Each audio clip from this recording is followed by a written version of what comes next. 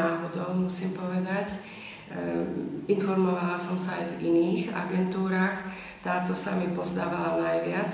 A keď som navštívila osobne priestory alebo kancelárie VAV agentúry, tak ma veľmi milo prekvapil úžasný prístup.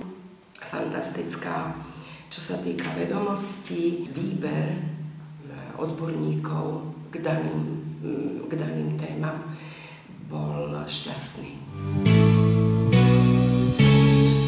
No nebolo to celkom jednoduché, musím sa priznať, aj s mojim predchádzajúcim vzdelaním a možno, že je to aj vekom, lebo sme tam boli v podstate, dajme tomu, od 30-ky až po 50-ku, alebo aj vyššie, tak ako ja.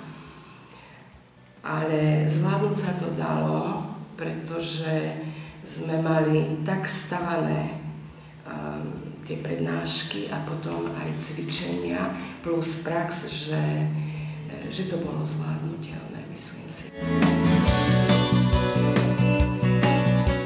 Rok od momentu, keď som skončila, bo ja som skúšala nájsť si aj sama, ale proste cez iné agentúry neboli také ponuky, ktoré by ma boli zaujali.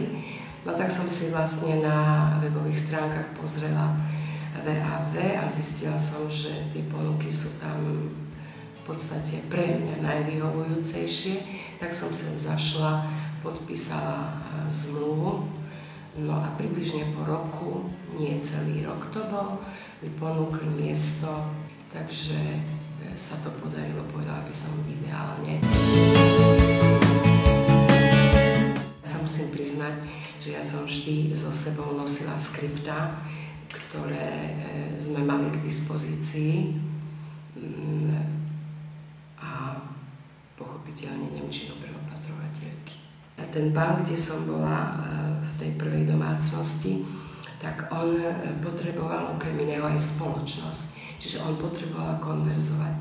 A ja som sa toho veľmi bála, pretože som sa obávala, že nebudem stačiť so slovnou zásobou. Čiže tam nešlo len vyloženie o opatrovateľstvo, ale on sa chcel rozprávať o rôznych témach. Tak ja som sa snažila už pri raňajkách navodiť takú tému, akú som si ja večer pozrela, že asi o tomto by sme mohli. Veľmi rozumno. Sproti som sa obávala, ako to zvládnem finančne, pretože pre dôchodkyňu nie je celkom jednoduché investovať do niečoho, o čom som nevedela, ako to bude mať návratnosť a perspektívu celkovo.